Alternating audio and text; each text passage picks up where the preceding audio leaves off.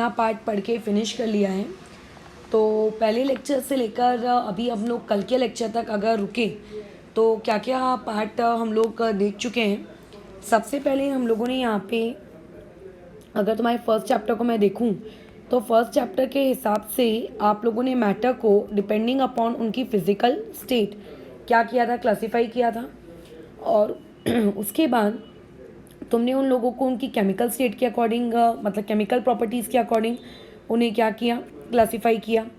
तो chemical properties के according फिर हम लोग अगर फर्दर क्लासिफिकेशन करें तो उनमें से बोला गया कि प्योर सब्सटेंस कौन से हैं और कौन कौन से आप लोगों के पास इम्प्योर सब्सटेंसेज हैं।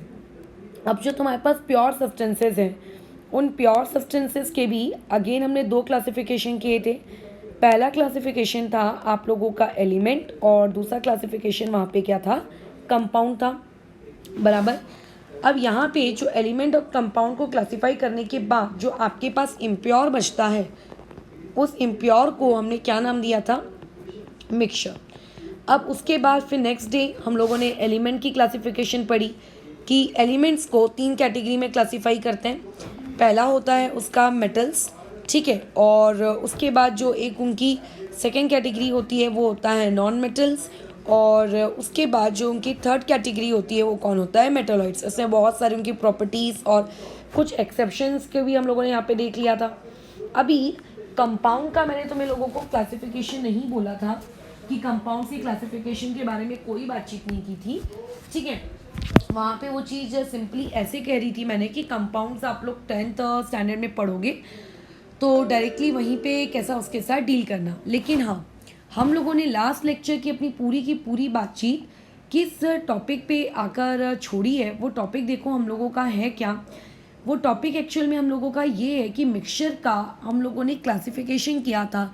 That classification of mixture is known as what, आपका होमोजीनियस, ठीक है, और दूसरा था हम लोगों का हेट्रोजीनियस। मैंने तुम लोगों से ये एक स्टेटमेंट कहा था कि मिक्सचर्स को फर्दर क्लासीफाई किया जाता है, राइट। ऐसा नहीं होता है करके कि आपके मिक्सचर्स में हमने होमोजीनियस और हेट्रोजीनियस करके उसको क्लासीफाई कर लिया तो मिक्सचर का क्लासिफिकेशन खत्म हो गया। अभी मिक्सचर फर्दर भी क्लासीफाई आपके होंगे, ठीक है। तो अभी हम लोगों को एक्चुअली यही चीज़ सीखनी है कि किस तरीके से मिक्सचर्स को फर्दर क्लासीफाई किया जाता है। तो अभी मिक्सचर्स का क्लासिफिकेशन सीखने से पहले हम लोगों को कुछ कुछ चीज़ें पता होनी चाहिए। जैसे अभी मिक्सचर्स को तो पहले मैंने होमो और हेट्रो के बेसिस पे क्लासीफाई कर लिया, बराबर कह रही हूँ मैं। अब ऐसे केस में पहले मैं तुम्हें एक वो पार्ट बताती हूँ जिसको तुम्हारी बुक में एक्चुअली मेंशन नहीं किया गया है, बट बेसिक लेवल पे उस चीज़ को इंट्रोड्यूस करना चाहिए था। तो पहले हम लोग उस पार्ट को फिनिश करते हैं, उसके बाद फिर वापस से अपने मिक्सचर के क्लासिफिकेशन में आएंगे। तो तुम एक तरीके से कह सकते हो कि अभी आप लोगों के मिक्सचर्स को क्लासीफाई करने का क्या है, ये एक इंट्रोडक्टरी क्लास है जिसमें हम लोग कुछ बेसिक टर्म्स सीखेंगे, जिस बेसिक टर्म्स के बेसिस पे आगे आप मिक्सचर का क्लासिफिकेशन ईजिली समझ पाओगे और डेफिनेशन में एक एक वर्ड तुम्हें समझ में आएगा। अदरवाइज बिना समझे उस चीज़ को बस रट डालोगे और एग्जाम में उगल दोगे तो वो चीज़ ठीक नहीं है, ठीक है। देखो, तो अगर मैं ये कहूँ कि मुझे मिक्सचर्स को क्लासीफाई करना है, राइट, तो मिक्सचर्स को क्लासीफाई करने के जो आपके तरीके होते हैं, सबसे पहले अपन उन तरीकों पे बात करते हैं। सबसे पहला तरीका हम ऑलरेडी पढ़ चुके हैं और वो सबसे पहला तरीका आपका ये है कि on the basis of phase, right. किसके बेसिस पे, on the basis of phase है वो ये वाली चीज़। फेज का मतलब याद करो, मैंने कल बताया था, क्या आप लोगों को सेपरेट लेयर दिखती है कि आपको सेपरेट लेयर नहीं दिखती। क्या आप उस पर्टिकुलर मिक्सचर के अंदर जो पार्टिकल्स आपने डाले हैं क्या आप उन पार्टिकल्स को डिस्टिंग्विश कर पा रहे हो, क्या वो पार्टिकल्स आपको विजिबल है कि आपको पार्टिकल विजिबल नहीं है, ठीक है। तो on the basis of face में अगर मैं बातचीत करूँ तो फेस के हिसाब से आपके पास दो टाइप के एक्चुअल में क्लासिफिकेशन होते हैं। पहला क्लासिफिकेशन कहलाता है क्या, होमोजीनियस मिक्सचर। होमोजीनियस मिक्सचर का मतलब होता है वहाँ पे आपको कुछ भी एक पार्टिकल और दूसरे पार्टिकल के बीच में कोई सेपरेटिंग लेयर नहीं दिख रही है, वहाँ पे सब कुछ कैसा है करके आप लोगों का एकदम मिक्स हो चुका है अच्छे से। ज़्यादा डिटेल में नहीं जाऊँगी क्योंकि ऑलरेडी कल इसके बारे में बहुत सारी डिटेल बातचीत हो चुकी है। अब उसके बाद दूसरा क्लासिफिकेशन होता है कौन सा, हेट्रोजीनियस का, ठीक है। हेट्रोजीनियस क्लासिफिकेशन तुम्हारा वो वाला क्लासिफिकेशन है जिसमें आपको एक पार्टिकल और दूसरे पार्टिकल के बीच में लेयर क्या होगी, सेपरेटेड दिखेगी। जैसे रेती और पानी को अगर मिक्स कर दोगे, ठीक है, तो रेती और पानी की लेयर अलग अलग दिखती है हम लोगों को। तो ये हो गया आपका होमोजीनियस मिक्सचर और दूसरा हो गया हेट्रोजीनियस मिक्सचर। तो ये वाला पार्ट हम फिनिश कर चुके हैं। अभी मैंने तुमसे कहा था कि मिक्सचर को हम और फर्दर क्लासीफाई करेंगे। तो देखो ये वाला पार्ट ना आपकी बुक में दिया नहीं है, ये सिर्फ मैं बता दे रही हूँ कि तुम्हें पता होना चाहिए। जैसे कि सेकेंड क्लासिफिकेशन आपका इस बेसिस पे किया जाता है कि on the basis of components, right. अब मान लेते हैं मैंने तुमसे ये कहा कि तुम लोगों को ये जो होता है आपका बॉर्नवीटा कई लोग पीते हैं, वो आपको क्रिएट करना है, वो बना के सुबह पीना है। तो तुम ये कहोगे कि क्या क्या, मैं तुमसे पूछूंगी तुम्हें क्या क्या कंपोनेंट्स चाहिए, तो तुम कहोगे दूध चाहिए, मुझे बॉर्नवीटा चाहिए और शक्कर चाहिए। मेरे हिसाब से तो ये 3 चीज़ें ही लगती हैं और तुम्हारा बॉर्नवीटा क्या हो गया, बन गया। तो इसका मतलब उस मिक्सचर को बनाने के लिए, ठीक है, उस मिक्सचर को बनाने के लिए आपको 3 कंपोनेंट्स की रिक्वायरमेंट थी, राइट। अच्छा, अब उसके बाद मैंने लेट से बात की कि मुझे आपकी चाय पीनी है दूध वाली। तो दूध वाली चाय पीने के लिए हमें क्या क्या चीज़ें चाहिए होगी, दूध चाहिए होगा, पानी चाहिए होगा, चाय पत्ती चाहिए होगी, शुगर चाहिए होगी, और भी लोग कई अलग अलग प्रकार के मसाले चाय में डालते हैं। बट मैं बेसिक लेवल पे इतनी बात कर रही हूँ कि लेट से मैंने जो चाय बनाई है उसमें ये 4 चीज़ें मौजूद हैं।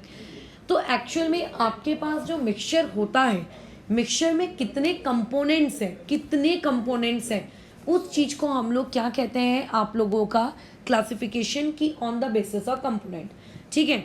जो तुम लोगों का ग्लूकॉन डी है, ठीक है, मान लेते हैं वो डब्बे वाले, वैसे ग्लूकॉन डी में तो बहुत सारी चीज़ें मिक्स होती हैं, बट मान लेते हैं कि आप लोगों के पास लो शक्कर है, ग्लूकॉन डी छोड़ो, शक्कर और पानी को मिक्स किया, हमने चाशनी बनाई, ठीक है। चाशनी क्या है, एक मिक्सचर है, बट उसमें कितने कंपोनेंट्स हैं, उसमें 2 कंपोनेंट्स, राइट। तो कंपोनेंट्स के बेसिस पे भी आपके मिक्सचर्स को क्या किया जाता है, क्लासीफाई किया जाता है। अगर आपके मतलब मिक्सचर के पास 2 कंपोनेंट है, अच्छा अब किसी को ये डाउट तो नहीं आ रहा है करके कि 2 कंपोनेंट क्यों मैडम, एक क्यों नहीं। तो देखो मिक्सचर का मतलब ही क्या होता है कि व्हेन यू आर कंबाइनिंग और मिक्सिंग 2 और मोर सब्सटेंसेस, तो एटलीस्ट आपको 2 चीज़ें तो चाहिए। 2 से कम अगर कर दोगे, यानी कि 1 कर दोगे, तो फिर वो चीज़ तो एलिमेंट बन जाएगी, राइट। वो नहीं होना हमको, मिक्सचर या फिर कंपाउंड बन जाएगी। तो 2 से ज़्यादा चीज़ें चाहिए, 2 या 2 से ज़्यादा। तो आपके पास हो सकता है 2 कंपोनेंट हो, और हो सकता है आपके पास 3 कंपोनेंट हो, ठीक है। ऐसा भी हो सकता है कि तुम्हारे पास 4 कंपोनेंट हो, और ऐसा भी हो सकता है कि आपके पास मोर देन 4 कंपोनेंट्स हो। तो कंपोनेंट्स के बेसिस पर हम लोग क्लासीफाई करते हैं। तो इस तरीके में मैं 2, 3, 4, 5, 6, 7 ये नहीं लिख रही हूँ। तो आपके पास क्या होंगे, 2 कंपोनेंट्स वाले भी मिक्सचर मौजूद होंगे, या फिर मोर देन 2 कंपोनेंट्स वाले भी होंगे। तो मिक्सचर को on the basis of the component, इस बात के भी क्लासीफाई करते हैं। तो अभी लेकिन यहाँ पर जो एक तीसरा क्लासिफिकेशन है, मोड ऑफ क्लासिफिकेशन, जो मैं यहाँ लिख रही हूँ बट इसको नीचे क्लासीफाई करके दूंगी, ये आपका सबसे ज़्यादा ज़रूरी क्लासिफिकेशन है। ये क्लासिफिकेशन होता है on the basis of the particle size, right. अब यहाँ से हम लोगों का मीनिंग समझना शुरू होगा, on the basis of the size of particle, ठीक है, on the basis of what, size of particle. अब यहाँ पे देखो हम लोग मीनिंग पहले समझते हैं। देखो अगर मान लेते हैं कि कल को तुम्हें एक मिक्सचर तैयार करना है, मिक्सचर तैयार कर रहे हैं हम लोग, मान के चलते हैं नमक और पानी का। तो मैंने पानी के अंदर में नमक को डिज़ोल्व किया, होता है ना डिज़ोल्व, राइट, होता है। तो ऐसे केस में एक बात तुम्हें याद रखनी है कि आपका जो मिक्सचर होता है, उस मिक्सचर के अंदर में जो पार्टिकल्स होते हैं, उन पार्टिकल्स का ना साइज़ होता है, राइट। उन पार्टिकल्स का क्या होता है, साइज़ होता है। अब वो जो पार्टिकल्स का साइज़ है, उस पार्टिकल्स के साइज़ के हिसाब से, ठीक है, हम लोग क्या करते हैं, आपके इस पर्टिकुलर मिक्सचर को क्लासीफाई करते हैं। अब मैं यहाँ पे सिर्फ यही एक वर्ड बोल रही हूँ, पार्टिकल। मैंने अभी तक पार्टिकल को डिस्क्राइब नहीं किया है। यहाँ पे पार्टिकल का मतलब ये बिल्कुल नहीं होता है करके कि वहाँ पे एटम्स हैं, वहाँ पे वो कंपाउंड या फिर मॉलिक्यूल है। यहाँ पे पार्टिकल का कुछ और मीनिंग है, ठीक है। तो मैं पार्टिकल अलग से समझा के दूंगी, लेकिन अगर मैं उस पार्टिकल के साइज़ के हिसाब से अगर मिक्सचर को क्लासीफाई करने जाऊँ कि कौन सा पार्टिकल का साइज़ आपका कितने बड़ा है, कितना छोटा है, ठीक है, तो उसके हिसाब से आपके मिक्सचर टोटल 3 कैटेगरी में क्लासीफाई होते हैं, और हम लोगों को यही 3 कैटेगरीज पढ़नी है। तो जो पहला आपका क्लासिफिकेशन होता है वो क्लासिफिकेशन कहता है कि मेरे मिक्सचर के अंदर जो पार्टिकल्स हैं उन पार्टिकल्स का साइज बहुत बहुत बहुत बहुत बहुत बहुत छोटा है, ठीक है। तो दूसरा मुझे कहेगा ये बहुत बहुत बहुत छोटा है का मतलब, जैसे मैं तुमसे बोलूँगी यहाँ से लेकर मेरा स्कूल बहुत बहुत बहुत बहुत दूर है, तो ये स्टेटमेंट तो गलत है ना। तो मुझे क्या बताना पड़ेगा, कितने किलोमीटर दूर है, ठीक है, ये बताना पड़ेगा हाउ मच। तो एक्चुअल में आपका जो पहला क्लासिफिकेशन है उस पहले क्लासिफिकेशन को हम लोग कहते हैं ट्रू सोल्यूशन, ठीक है। इसे क्या कहा जाता है, ट्रू सोल्यूशन।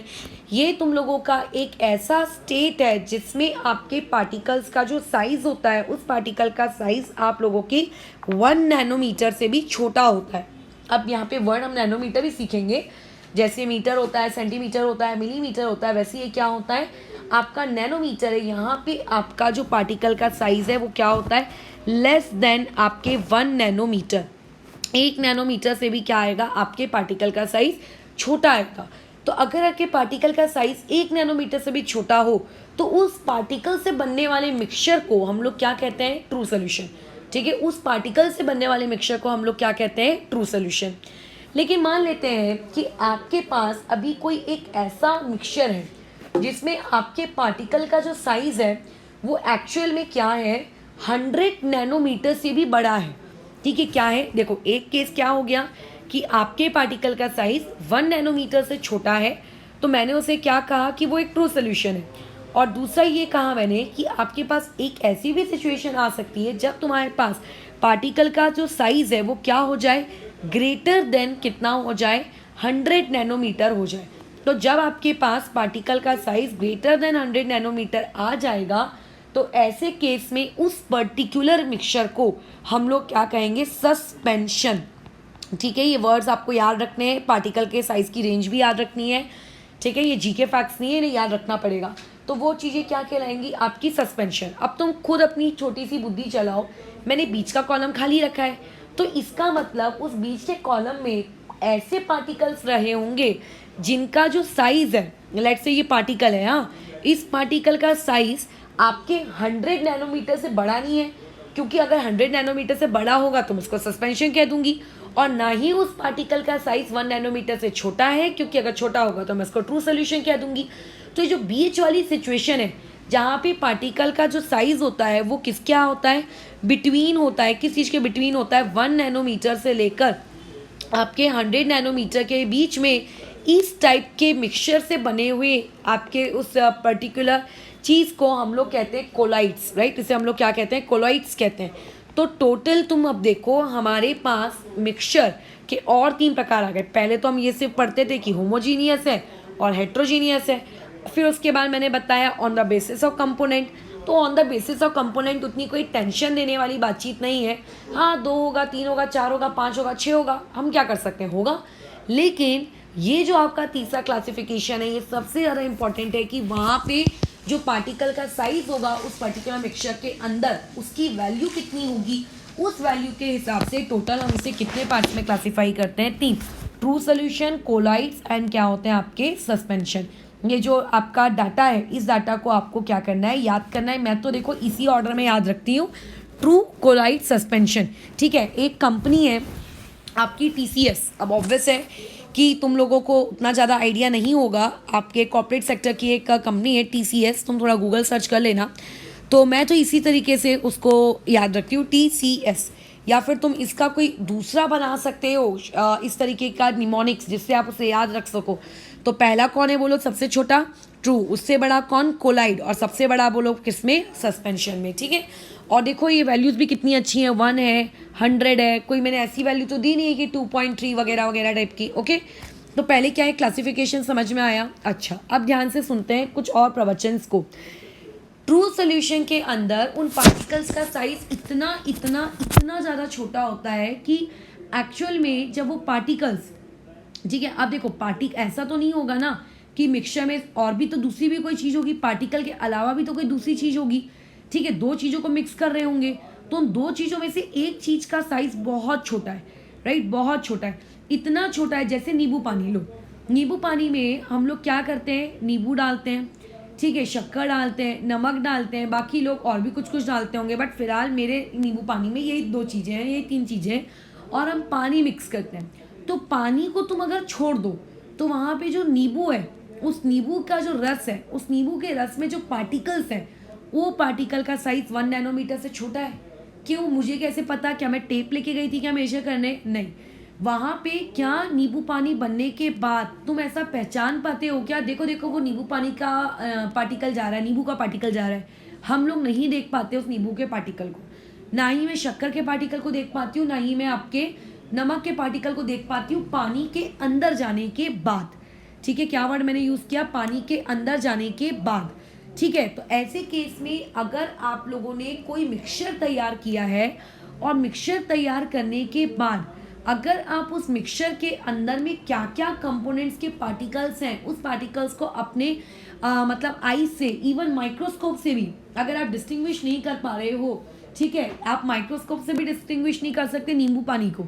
नींबू पानी को अगर उसके ड्रॉप को माइक्रोस्कोप के नीचे रखोगे ना, तो भी आपको ऐसा नहीं दिखेगा कि देख इस कोने में तो नींबू का पार्टिकल है, इस कोने में तो शक्कर का पार्टिकल है। ये नहीं दिखने वाला। ये माइक्रोस्कोप, नेकेड आई तो छोड़ो, माइक्रोस्कोप से भी आप पता नहीं लगा सकते, राइट? माइक्रोस्कोप से भी पता नहीं लगा सकते। पार्टिकल्स आपके इतने इतने इतने एक्सट्रीमली छोटे होते हैं, आपको कुछ भी विजिबल नहीं होता। तो याद करें, मैंने कल ही समझाया है कि जब आप पार्टिकल्स को डिस्टिंग्विश ना कर पाओ, जब आप पार्टिकल्स को ये शब्द से बोलो कि अरे यार इसमें तो मेरे को पार्टिकल समझ में नहीं आ रहे, कौन सा किसका है, कुछ दिख ही नहीं रहा है, तो उस टाइप के आप लोगों के मिक्सचर को हम लोगों ने कल कौन सा वाला नाम दिया था? अगर तुम्हें याद होगा तो हम लोगों ने नाम दिया था होमोजीनियस मिक्सचर, राइट? जिसमें आप पार्टिकल्स को आपस में डिस्टिंग्विश नहीं कर सकते, उसको हम लोगों ने कल क्या नाम दिया है? Homogeneous mixture. तो इस तरीके से ये बात हम लोगों के दिमाग में बैठनी चाहिए करके कि जो ट्रू सॉल्यूशंस होते हैं, ट्रू सॉल्यूशंस एक्चुअल में कौन से टाइप के मिक्सचर की कैटेगरी के अंदर आएंगे? दे आर होमोजीनियस कि दे आर हेट्रोजीनियस? तो वो लोग कौन है आप लोगों के? होमोजीनियस है, राइट? अब आते हैं कोलाइड्स में और आते हैं फिर सस्पेंशन में। देखो पहले सस्पेंशन में बात करते हैं।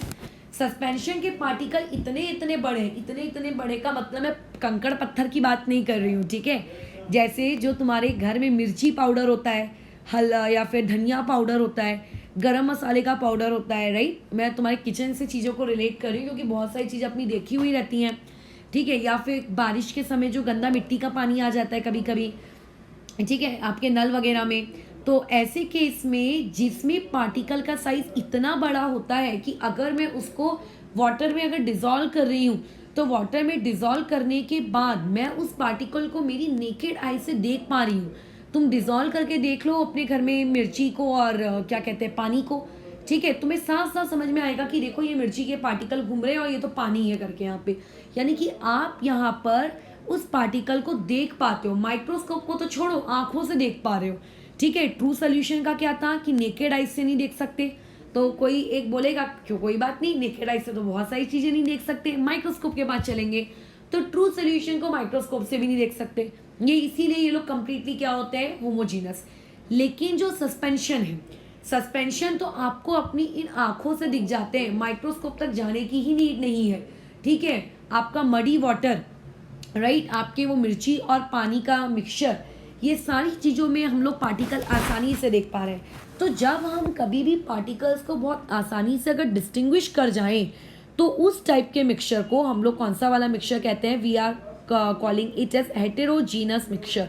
तो इससे एक बात तो समझ में आ गई कि जैसे हमारा ट्रू सोल्यूशन एक होमोजीनस मिक्सचर की कैटेगरी थी, वैसे ही हम लोगों का जो सस्पेंशन है, सस्पेंशन किसकी कैटेगरी है? हेट्रोजीनस मिक्सचर की कैटेगरी। अब अगेन बीच में कौन बचा? Colloids, right? अब देखो कोलाइड्स को लेके ना कई लोग ऐसा मानते हैं कि कोलाइड्स एक्चुअल में होमोजीनियस होने चाहिए, बट रियलिटी में कोलाइड्स को हेट्रोजीनियस कहा जाता है। तो ये अभी भी कैसा, कई लोग इस पर आर्ग्यू करते हैं कि नहीं हमारे अकॉर्डिंग तो कोलाइड्स होमोजीनियस है, कोई कहते हैं कि कोलाइड हमारे अकॉर्डिंग हेट्रोजीनियस है, बट केमिस्ट्री ने इसको ऑफिशियली हेट्रोजीनियस डिक्लेयर कर दिया है करके। ऐसा नहीं है कि अभी भी आर्ग्यूमेंट आपका चल रहा है कि कोलाइड्स को हमें क्या लेना है करके, ठीक है? तो ये तुम लोगों के हेट्रोजीनियस है, लेकिन ये जैसे इनके पार्टिकल का साइज ट्रू सोल्यूशन और सस्पेंशन के बीच का है, राइट? इनके पार्टिकल का साइज ट्रू सोल्यूशंस के जितना छोटा भी नहीं है और सस्पेंशन के जितना बड़ा भी नहीं है। तो तुम ये कह सकते हो कि जो कोलॉइड्स होते हैं वो इंटरमीडिएट होता है किस चीज़ के बीच के? ट्रू सोल्यूशन और सस्पेंशन के बीच के, राइट? ये बीच के हैं। तो इसका मतलब ट्रू सोल्यूशन को जब आप देखते हो, ठीक है, जब आप ट्रू सोल्यूशन को देखते हो तो आपको कोई पार्टिकल उसके अंदर नहीं दिखता। जब आप सस्पेंशन को देखते हो तो आपको अपनी आंखों से पार्टिकल दिखता है, राइट। मैं यहाँ पे लिखती जाती हूँ ताकि तुम्हें वो बातें छोटे छोटे दिमाग में घुसती रहे। ट्रू सोल्यूशन को क्या हम लोग अपनी नेकेड आईज से देख सकते हैं? क्या नहीं देख सकते। क्या हम लोग ट्रू सोल्यूशन को माइक्रोस्कोप से देख सकते हैं? क्या नहीं, माइक्रोस्कोप से भी हम इसको नहीं देख सकते। क्या हम लोग सस्पेंशन को आईज से देख सकते हैं? ऑब्वियस से देख सकते हैं।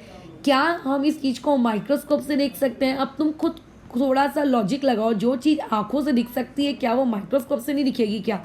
बल्कि माइक्रोस्कोप तो और अच्छी अच्छी चीज़ें देखता है, तो ऑब्वियसली कि माइक्रोस्कोप से भी देख सकते हैं। अब बीच में लटक गया आपका कोलॉइड्स। कोलॉइड्स जो है मैं तुम्हें अभी बता दे रही हूँ करके, ठीक है, कि ये वाली जो चीज़ है ये हेट्रोजीनियस है, इसके बीच का है, ये बीच का है, लेकिन मैं अभी एकदम अच्छे से बता दे रही हूँ कि ये वाली चीज़ हेट्रोजीनियस है। कभी से ऐसा मत ट्रीट कर लेना कि इसको होमोजीनियस बोल रहे हो, ठीक है, ये मिस गाइडिंग है आपका, गलत है ये चीज़, वो हेट्रोजीनियस है। अब लेकिन अगर मैं तुमसे कहूँगी कोलॉइड्स का मुझे एग्जाम्पल दो, फिर अपन एग्जाम्पल के बेसिस पे डिसाइड करेंगे कि वो आई से दिखता है कि माइक्रोस्कोप से दिखता है। तो देखो, दूध जो आपके घरों में आता है, चाहे पैकेट के फॉर्मेट में आए या फिर किसी भी फॉर्मेट में आए, कल मैंने कहा था अपन इस दूध वाले टॉपिक पे डिस्कशन करेंगे, है ना। लेकिन अभी मैं कंप्लीट डिस्कशन नहीं कर रही क्योंकि आज की ये बस एक इंट्रोडक्टरी क्लास है, ठीक है। तो ऐसे केस में दूध, जब तुम मिल्क को देखते हो, तो जब तुम मिल्क को देखते हो तो तुम्हें देखने से, आंखों से जब देखते हो, क्या तुम्हें मिल्क के अंदर कोई पार्टिकल्स नजर आते हैं? क्या नहीं, हमें ऐसा लगता है कि मिल्क के अंदर कोई पार्टिकल्स नहीं है। मिल्क हमारा कैसा है, एक सिंगल पार्टिकल से बना है।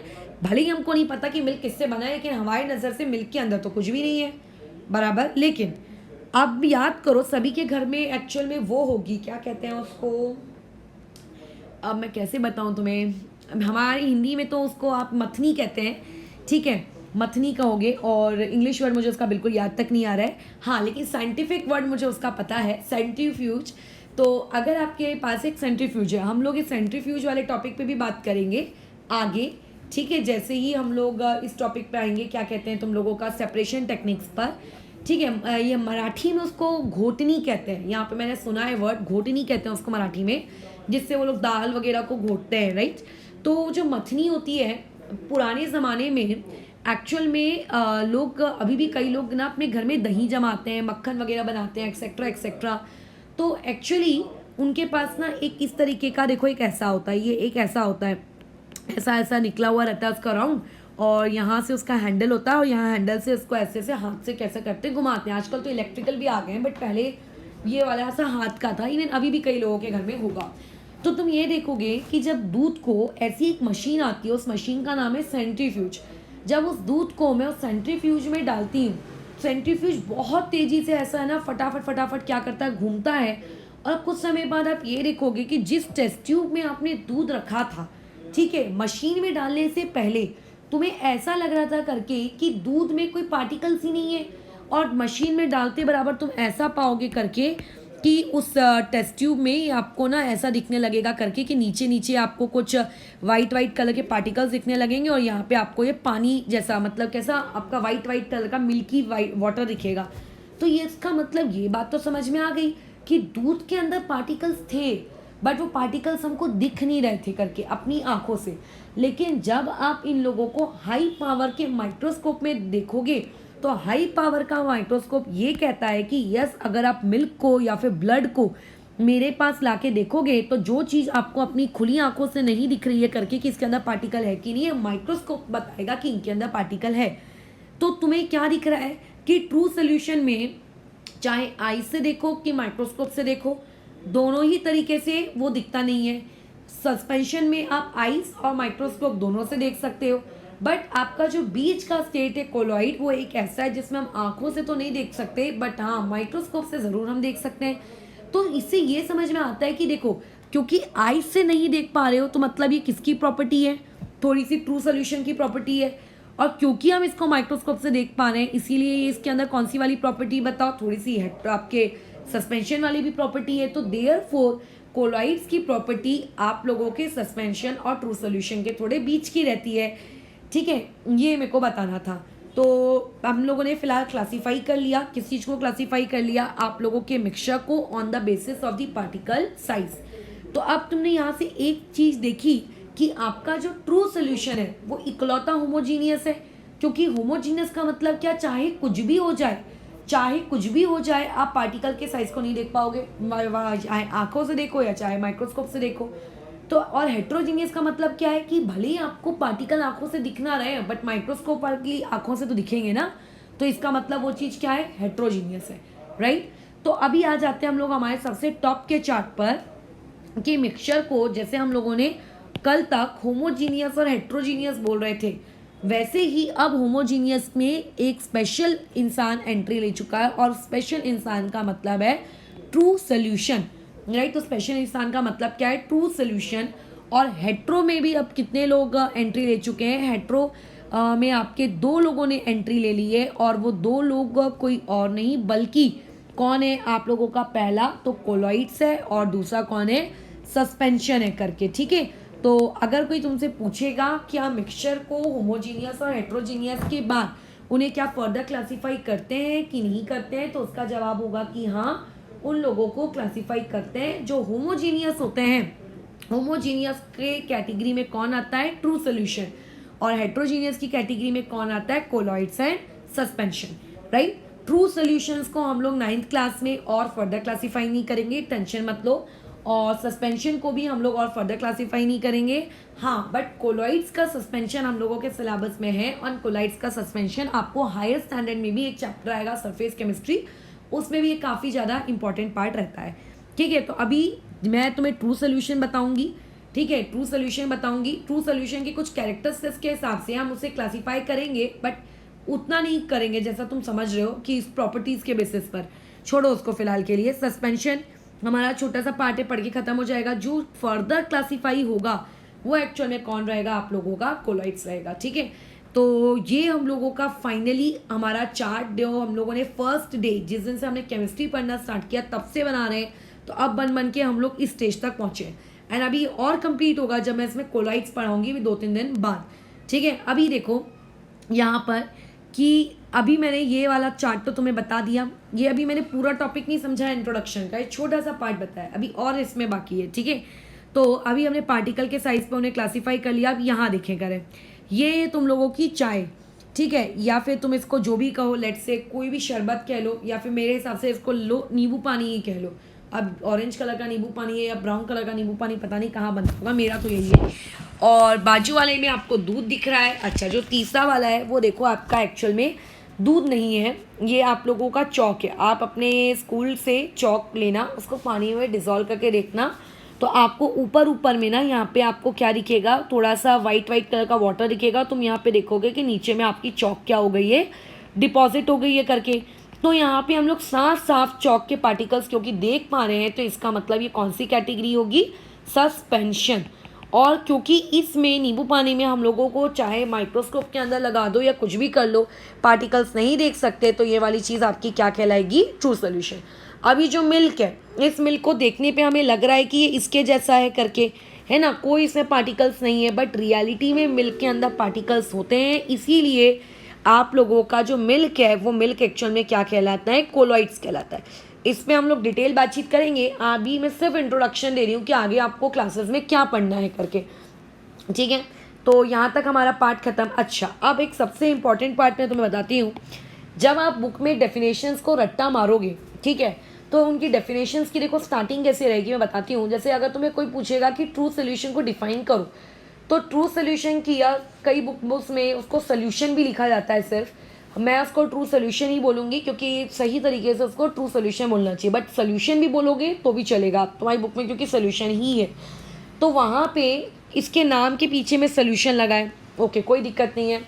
जब तुम कोलॉइड्स की डेफिनेशन पढ़ोगे तो कोलॉइड्स की डेफिनेशन में भी ऐसा लिख कर आएगा, a colloid is a kind of solution, ठीक है। मतलब कोलॉइड्स के साथ भी कौन सा वर्ड लगाया जाएगा, सोल्यूशन वर्ड लगाया जाएगा। लेकिन इस हिसाब से तो सस्पेंशन के पीछे भी मुझे सोल्यूशन वर्ड लगाना चाहिए था, राइट, नहीं। बट जब तुम सस्पेंशन की डेफिनेशन पढ़ोगे तो वहाँ पे तुम्हें वर्ड मिलेगा उस डेफिनेशन में मिक्सचर, ठीक है। वहाँ पे वर्ड कौन सा मिलेगा, मिक्सचर। ये वो एक सबसे बारीकी का पॉइंट है जो हम लोग कैसे इग्नोर कर देते हैं डेफिनेशंस पढ़ते वक्त, ठीक है। लेकिन ये जो वर्ड्स हैं आपके वर्ड्स, ठीक है, इन वर्ड्स का साइंटिफिक मीनिंग है, राइट, कि आपको कब सोल्यूशन वर्ड यूज़ करना है और आपको कब मिक्सचर वर्ड यूज़ करना है। ऐसा नहीं होता है कि राइटर के मूड में आया कि मैं सोल्यूशन वर्ड लिखना चाहता हूँ तो मैंने सोल्यूशन लिख दिया, मुझे मिक्सचर वर्ड लिखना है तो मैंने मिक्सचर लिख दिया। दे हैव साइंटिफिक मतलब उनकी कुछ इंपॉर्टेंस है। तो अब हम लोगों का नेक्स्ट टॉपिक वही रहेगा। ये टॉपिक आपका ये है कि कब हम लोगों को ये वर्ड सोल्यूशन यूज़ करना चाहिए और कब हम लोगों को ये वर्ड आप लोगों का मिक्सचर यूज़ करना चाहिए करके, ठीक है। तो देखो अभी सोल्यूशन वर्ड हम कब यूज़ करते हैं और मिक्सचर वर्ड कब यूज़ करते हैं। मान लेते हैं मेरे पास कोई दो सब्सटेंसेस हैं, राइट, मेरे पास वो दो सब्सटेंसेस, लेट्स से आपके पास है एक शक्कर और एक है नमक, ठीक है, A प्लस बी। अगर A प्लस बी को मैं मिक्स करती हूँ तो मिक्स करने के बाद तुम्हें क्या शक्कर और नमक या फिर ले लो पानी और रेती ले लो, पानी और रेती को अगर मैं मिक्स करती हूँ तो क्या तुम्हारा पानी और रेती का जो मिक्सचर है वो होमोजीनियस रहेगा कि हेट्रोजीनियस रहेगा। ऑब्वियस है मिक्सचर आपका पानी और रेती का मिक्सचर हेट्रोजीनियस रहेगा। क्यों हेट्रोजीनियस रहेगा? क्योंकि वहाँ पे आप लेयर को सेपरेटली देख पा रहे हो, विजुअलाइज कर पा रहे हो करके, राइट। तो जब भी कोई भी चीज़ हेट्रोजीनियस तरीके से फॉर्म होती है, जो इसका नेचर हेट्रोजीनियस होता है, तो वो वाली चीज़ के लिए हम लोग कौन सा वर्ड यूज़ करते हैं? मिक्सचर। हेट्रोजीनियस का मतलब होता है कि आपको उस पर्टिकुलर सिस्टम में आपके पार्टिकल्स क्या हैं, आप लोगों को विजिबल हैं करके, ठीक है, वहाँ पे आपके पार्टिकल्स क्या हैं, विजिबल हैं। तो अब तुम खुद देखो सस्पेंशन वाले केस में, क्योंकि पार्टिकल्स इतने बड़े होते हैं साइज में कि आप पार्टिकल्स को आसानी से नेकेड आई से विजिबल कर पा रहे हो, मतलब ये तो 100% हेट्रोजीनियस है। तो इसीलिए वहाँ पे हम लोग कौन सा वर्ड यूज़ करते हैं? Mixture, right. अब ये तो बहुत ही कॉमन सेंस है कि अगर चीज़ें हेट्रोजीनियस है तो मैं वर्ड यूज़ कर रही हूँ मिक्सचर। तो अगर मान लेते हैं आपकी चीज़ें होमोजीनियस है, जैसे कि पानी और शक्कर, तो होमोजीनियस के केस में क्योंकि हम लोगों के जो पार्टिकल्स होते हैं, पार्टिकल्स जो हैं आप लोगों के आपको दिखते नहीं है, वो विजिबल नहीं होते हैं, तो ऐसे केस में वो वाली चीज़ आप लोगों की क्या कहलाती है? बोलो जरा। सोल्यूशन। तो सोल्यूशन वर्ड कब हमें यूज़ करना है? कि जब हम लोगों ने कुछ चीज़ों को मिक्स किया और मिक्स करने के बाद अगर उन लोगों का आपका कंपोजिशन आपको होमोजीनियस दिख रहा है तो सोल्यूशन वर्ड लगाना उसके आगे, ठीक है। जैसे कि नींबू पानी एक मिक्सचर है कि नींबू पानी एक सोल्यूशन है? वो एक सोल्यूशन है, राइट। क्यों वो एक सोल्यूशन है? क्योंकि वहाँ पे आपको कोई भी पार्टिकल विजिबल नहीं हो पा रहे, ना तो नेकेड आई से, ना तो माइक्रोस्कोप से सॉरी। लेकिन अगर तुम भेल बनाते हो, चिवड़ा बनाते हो, तो ऐसे में तुम्हें उसके अंदर में एक एक कंपोनेंट बहुत आसानी से दिखता है, राइट। एक एक कंपोनेंट आसानी से दिखता है, यानी कि वो हेट्रोजीनियस है, तो उसको हम लोग क्या बोलेंगे? भेल इज अ मिक्सचर, राइट। भेल इज अ मिक्सचर, राइट। अभी कई लोगों का यहाँ पे एक डाउट अराइज होगा कि फिर एयर के लिए हम मिक्सचर क्यों यूज़ करते हैं? एयर तो हमको नहीं दिखती। देखो गैस के पार्टिकल वैसे भी नहीं दिखते, राइट। गैस के पार्टिकल्स तो वैसे भी नहीं दिखते हम लोगों को नेकेड आई से। तो फिर ऐसे में मैं कैसे बातचीत करूँ? मैं उन सिस्टम्स की बातचीत कर रही हूँ जो एटलीस्ट मैं देख तो पा रही हूँ। मैं क्या भेल नहीं देख सकती क्या? लेकिन भेल के अंदर के पार्टिकल्स मैं देख पा रही हूँ, लेकिन हवा को तो मैं देख भी नहीं सकती, इसे फील कर सकती हूँ उसको, क्योंकि पार्टिकल्स तो छोड़ ही दो। तो ऐसे केस में मिक्सचर तब यूज़ करते हैं जब आपका सिस्टम हेट्रोजीनियस हो, और सोल्यूशन वर्ड तब यूज़ करते हैं जब आपका सिस्टम होमोजीनियस हो। तो ये बात तो हम लोग ऑलरेडी कर चुके हैं कि ट्रू सोल्यूशन में वर्ड आपका कैसा रहता है? होमोजीनियस। तो इसीलिए यहाँ पे वर्ड यूज़ किया गया है आपका सोल्यूशन, क्योंकि सस्पेंशन में आपका जो सिस्टम होता है वो चीज़ों को मिक्स करके होता है, और मिक्स में मतलब आपको एक एक पार्टिकल दिखता है, इसीलिए यहाँ पे वर्ड यूज़ होता है मिक्सचर। अब इसमें एक सबसे बड़ी ये चीज़ है कोलॉइड्स एक्चुअल और सस्पेंशन के बीच की, ठीक है। इसमें आप अगर आंखों से देखने जाओ तो आपको क्या यहाँ पर पार्टिकल दिखते हैं? क्या नहीं, पार्टिकल नहीं दिखते। तो इसीलिए इसके लिए वर्ड यूज किया गया यहाँ पे सोल्यूशन, और क्योंकि माइक्रोस्कोप से दिख जाते हैं इसीलिए इसको बोला गया है, ठीक है। तो एक्चुअल में कोलॉइड्स के लिए सोल्यूशन हम इसलिए यूज करते हैं क्योंकि उसकी कुछ प्रॉपर्टीज किसमें मिक्स हो जाती है, मतलब मैच हो रही है, ट्रू मैच हो रही है। और इसको हेट्रोजीनियस क्यों बोला? क्योंकि इसकी कुछ प्रॉपर्टीज किससे मैच हो रही है? आपके सस्पेंशन, तो ये आपका पहला पॉइंट है कि जब भी आप सस्पेंशन की डेफिनेशन लिखोगे वहाँ पे मिक्सचर वर्ड का यूज होगा, और जब कोलाइड्स की डेफिनेशन लिखोगे तो वहाँ पे सोल्यूशन वर्ड का यूज होगा। अगर आपने इंटरचेंज किए वर्ड तो मार्क्स कट जाएंगे करके, ठीक है। चलो अब नेक्स्ट पॉइंट पे करते हैं हम लोग आगे काम। मैंने क्या कहा था कि ये जो क्लासिफिकेशन आज हमने सीखा है ये इस बेसिस पे सीखा है करके कि पार्टिकल्स का साइज क्या है। अब what do you mean by the term particle, यहाँ पे पार्टिकल का मतलब क्या है। तो देखो जब भी हम दो चीजों को मिक्स करते हैं, whenever we mix 2 things 3 things 4 things और 5 थिंग्स, ठीक है, जब भी आप कितनी भी चीजों को मिक्स करते हो तो मिक्स करने से होता क्या है, लेट्स से आपने किसी दो चीजों को मिक्स किया। अब जिसको आप मिक्स कर रहे हो, ठीक है, जो आपके पास ज़्यादा क्वांटिटी में है उस मिक्सचर में, जो आपके पास उस पर्टिकुलर मिक्सचर में मिक्सिंग वाली प्रोसेस में जो आपके पास ज़्यादा क्वांटिटी में होती है, अभी सिर्फ मैं एक जनरलाइज वर्ड बता रही हूँ, जो आपके पास ज़्यादा क्वांटिटी में होती है, और ऑब्वियस है कि उसमें से एक आपके पास ऐसी चीज़ होगी जो आप लोगों के पास लेस क्वांटिटी में होगी, राइट। नींबू पानी बनाते वक्त पानी की क्वांटिटी ज़्यादा होती है, नींबू के रस की कम होती है, शक्कर की कम होती है, और आपके नमक की भी कम होती है। तो जो क्वांटिटी आपके पास कम अमाउंट में अवेलेबल होगी, ठीक है, उस क्वांटिटी को, और जो क्वांटिटी लार्ज मतलब अमाउंट में अवेलेबल है, उनको एक स्पेशल वर्ड दिया जाता है। दैट स्पेशल वर्ड इज, जो लार्ज क्वांटिटी में है, दैट इज नोन एज आपका सॉल्वेंट। ये सिर्फ एक तुम्हें अभी फिलहाल के लिए समझाने का तरीका है, बट सॉल्वेंट का मैं एक सही मतलब जस्ट अभी बताऊंगी। और जो लेस क्वांटिटी में है उसको हम लोग क्या कह सकते हैं, जनरली सॉल्यूट, ठीक है। But this is not the correct scientific way.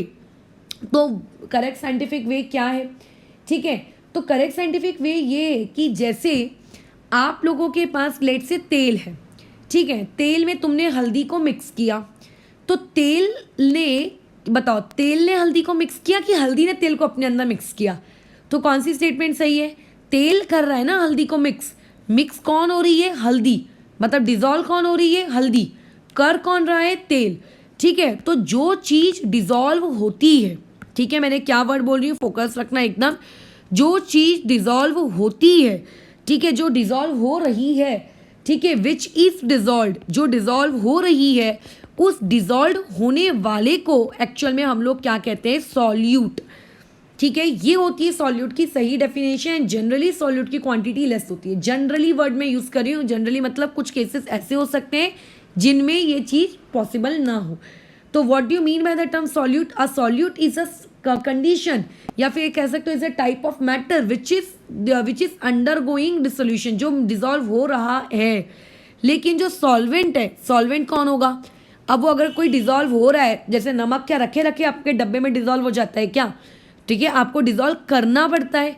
तो ऐसे केस में तुम जिसको डिजॉल्व करोगे, ठीक है, मतलब जिसमें डिजॉल्व करोगे, जिस उसको डिजॉल्व करने के लिए जिसकी हेल्प लोगे, उस पर्टिकुलर चीज को हम लोग क्या कहेंगे, सॉल्वेंट, ठीक है, ठीक है, इन विच आपका सॉल्यूट इज डिजॉल्व, जिस चीज में तुम लोगों का वो जो सॉल्यूट है वो डिजॉल्व हुआ है, जिस चीज में, वो पर्टिकुलर चीज आपकी क्या कहलाएगी, सॉल्वेंट, और जो डिजॉल्व हो रहा है वो क्या कहलाएगा आप लोगों का, सॉल्यूट।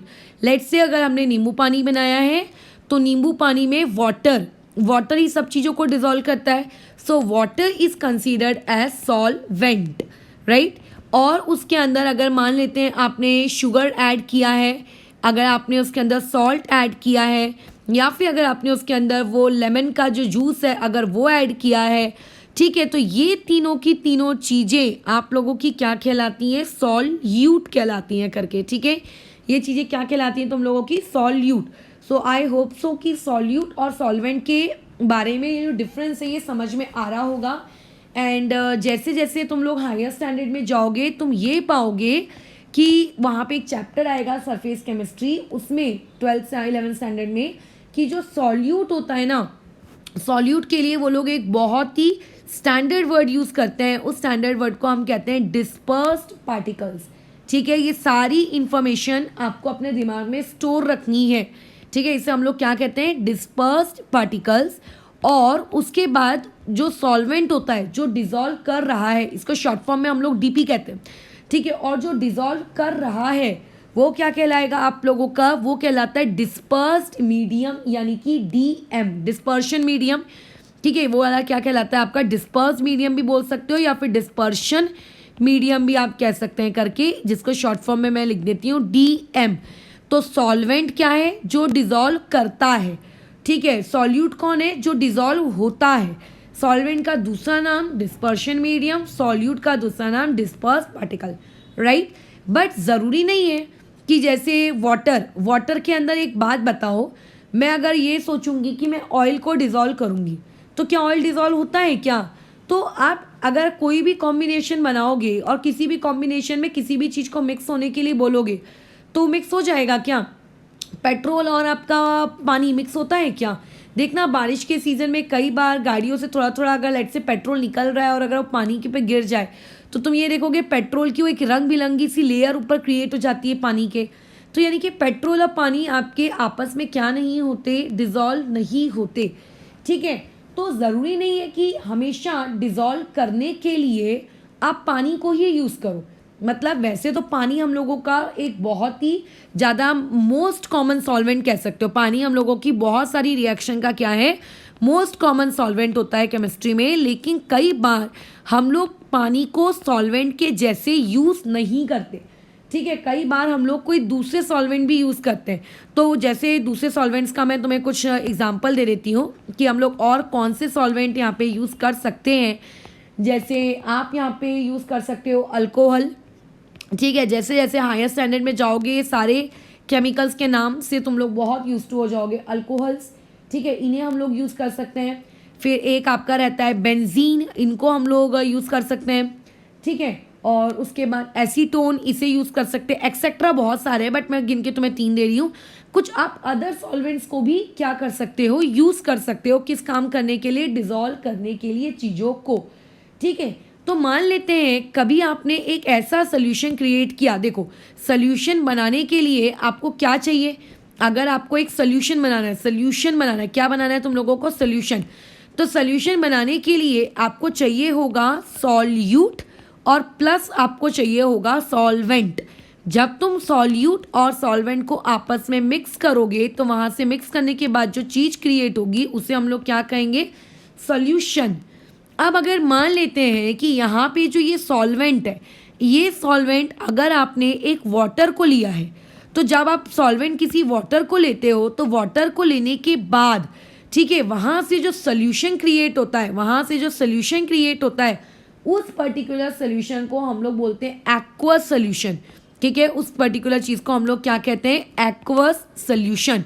लेकिन मान लेते हैं तुमने वाटर के बदले कुछ दूसरी चीज़ें ली है, ठीक है, अदर देन वाटर, ठीक है। तुमने पानी के बदले कुछ और लिया है, जैसे बेंजीन, एसीटोन, कुछ भी ले लो। तो ऐसे केस में वहाँ से फिर जो सोल्यूशन क्रिएट होता है वहाँ पे अब तो पानी है नहीं, तो उस प्रकार के सोल्यूशन को हम लोग कौन सा सोल्यूशन कहते हैं, नॉन एक्वस सोल्यूशन, ठीक है। तो ये तुम लोगों का मिक्सचर वाला पार्ट स्टार्ट करने से पहले मुझे कुछ इंट्रोडक्शन देना था, ये वही था। इसमें से पहले आपको कौन कौन से पार्ट्स याद रखने हैं हम उस पर पहले बातचीत कर लेते हैं। जैसे पॉइंट नंबर 1, हम लोगों का मतलब तुम्हें वो पार्टिकल, मतलब पहले ट्रू सोल्यूशन, कोलॉइड्स और सस्पेंशन में पार्टिकल्स का जो साइज़ होता है, ठीक है, वो पार्टिकल्स का साइज़ कितने रेंज का होता है ये पता होना चाहिए। दो और ऊपर से इन तीनों में से किसको हम होमो बोलते हैं और किसको हम लोग हेट्रो कहते हैं, ये आप लोगों को पता होना चाहिए। पॉइंट नंबर 3 ये रहेगा कि अगर तुम्हें होमो हेट्रो पता है, ये पता है कि किसने पार्टिकल का साइज कितना क्या है करके, तो उसके बाद आपको ये जानना होगा कि what do you mean by the term solute और what do you mean by the term solvent. उसके बाद पॉइंट नंबर 4 यहाँ पे है कि सॉल्वेंट एक्चुअल में यहाँ पे 2 टाइप के होते हैं, या तो एक पानी होता है या तो पानी के अलावा कुछ और होता है। पानी बहुत कॉमन है, बट अगर पानी एक सॉल्वेंट रहा तो उससे जो सोल्यूशन क्रिएट होगा उसे हम कहेंगे एक्वस सोल्यूशन, और अगर पानी नहीं है तो उसको हम लोग क्या कहेंगे, नॉन एक्वस सोल्यूशन करके, ठीक है। ये एक टर्म मतलब याद रखना है। पॉइंट नंबर 6, यहाँ से जो तुम तीसरा मतलब 6 पॉइंट याद रख सकते हो, मतलब डीपी का मतलब क्या होता है, डीएम का मतलब क्या होता है, छोटी छोटी डेफिनेशंस आती हैं करके, ठीक है। और उसके बाद पॉइंट नंबर 7 जो मैंने नहीं बताया था मैं अभी बता देती हूँ, वो ये है करके कि आप लोगों का नैनोमीटर का मतलब क्या है। जैसे आप डिस्टेंस को नापने के लिए मीटर, सेंटीमीटर, किलोमीटर, मिलीमीटर, ये सब टर्म्स यूज़ करते हो, तो ये जो चीज़ आप यूज़ कर रहे हो इनमें सबसे छोटा है आपका मिलीमीटर। अब तुम भी जानते हो कि स्केल पे 1 मिलीमीटर कितना छोटा होता है। तो एक्चुअल में अगर उससे भी छोटा डिस्टेंस रहे, सोचो मिलीमीटर से भी छोटा, तो उन छोटे छोटे डिस्टेंसेस को मेजर करने के लिए और भी बहुत सारी यूनिट्स होती हैं, और उन यूनिट में से एक यूनिट है आप लोगों का नैनोमीटर। तो नैनोमीटर का एक्चुअल में शॉर्ट फॉर्म हम लोग वहाँ पे जो लिखे हैं वो है आप लोगों का NM। तो जैसे 1 किलोमीटर में आप लोगों का 1000 मीटर होता है, राइट, जिस तरीके से 1 मीटर इक्वल टू आपका 100 सेंटीमीटर होता है, तो वैसे ही तुम लोगों का 1 नैनोमीटर का भी मतलब कुछ ना कुछ होगा। तो देखो 1 नैनोमीटर का मतलब ये होता है 10⁻⁹ मीटर। आप 8th स्टैंडर्ड में एक्सपोनेंट्स एंड पावर वाले चैप्टर में 10⁻⁹ किसे कहते हैं ये बात तुम्हें पता है करके, राइट। 10⁻⁹ किसे कहते हैं ये बात तुम्हें पता है, ठीक है। यानी कि 1 अपॉन यहाँ पे इसके पीछे कितने जीरोज रहे होंगे, ऐसे 9 जीरोज रहे होंगे, और यहाँ पे मीटर लगा होगा, ठीक है। तो इसको हम लोग क्या कहेंगे, 1 नैनोमीटर करके। ये ऐसा ये चीज़ होती है करके आप लोगों का 1 नैनोमीटर, ठीक है। 8 पॉइंट तुम्हें ये याद रखना है कि आप लोगों को सस्पेंशन वाले वर्ड में कौन सा वर्ड यूज़ करना है, मिक्सचर, और जब तुम लोग कोलॉइड्स की बात करो तो वहाँ पे क्या यूज़ करना है आप लोगों को, सोल्यूशन, ठीक है। अब इसके बाद हम लोग सबसे पहले जो चीज़ पढ़ना शुरू करेंगे वो रहेगा सोल्यूशन। हम लोग सोल्यूशन के क्या कैरेक्टरिस्टिक्स होते हैं ये सीखेंगे, कितने टाइप्स के सोल्यूशन होते हैं, क्योंकि अब सोल्यूशन को भी तो क्लासीफाई करना है। मैंने क्या कहा था कि अभी क्लासिफिकेशन रुकी नहीं, अभी और क्लासीफाई होगा, ठीक है। सोल्यूशंस को क्लासीफाई करेंगे, उसके बाद और भी सोल्यूशन की बहुत सारी प्रॉपर्टीज़ हैं उन्हें पढ़ेंगे। तो ऐसे में कल का और परसों का दिन तुम लोगों का पूरा सोल्यूशन को फिनिश करने में जाएगा, एंड उसके बाद फिर हम लोग मूव होंगे आपके सस्पेंशन या फिर कोलॉइड्स में, ठीक है। अच्छा, अब उसके इससे पहले किसी भी सस्पेंशन वाले टॉपिक को पढ़ने से पहले, या फिर आप लोगों के कहते हैं ये क्या कहते हैं, कोलॉइड्स को पढ़ने से पहले एक टॉपिक जो तुम्हें पता होना चाहिए वो ये होता है टिंडल इफेक्ट करके, ठीक है। तो अब हम लोगों को ये फिनोमेना पढ़ना है कि what do you mean by the term Tyndall effect. तो इसके बाद अब तुम लोग ये जानोगे कि टिंडल इफेक्ट क्या होता है, और फिर कल हम लोग या फिर आगे जब भी हम लोग सोल्यूशन की, सस्पेंशन की या कोलॉइड्स की प्रॉपर्टीज़ पढ़ेंगे या उनके टर्म्स के बारे में बातचीत करेंगे, तो मैं वहाँ पे फिर डायरेक्टली टिंडल इफेक्ट का यूज़ करूँगी, ताकि मैं अभी समझा दे रही हूँ और फिर बाद में मैं तुम्हें टिंडल इफेक्ट के बारे में क्या करवा दूँगी, मतलब जब जब प्रॉपर्टीज़ पढ़ेंगे तो डायरेक्ट हम वहाँ पे यूज़ करेंगे करके, ठीक है। तो ये था आप लोगों के मिक्सचर के क्लासिफिकेशन से रिलेटेड उसका introductory part, and right now we are moving toward the Tyndall effect.